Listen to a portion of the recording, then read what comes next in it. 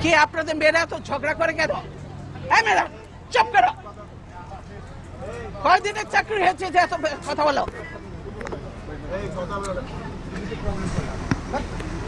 কিসের জন্য এত কথা বলো? চুপ থাকো, বেয়াদব কোথাকার।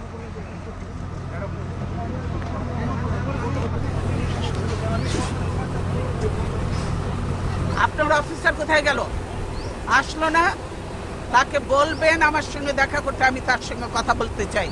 বুঝেছেন কি বোঝেননি কথাটা? এইটা তো বাংলা ভাষা নাকি অন্য কোনো ভাষায় বলতে হবে আপনাদেরকে? বুঝেছেন? সেই অফিসার কোথায়? তাকে বলেন আমার সঙ্গে দেখা করবে।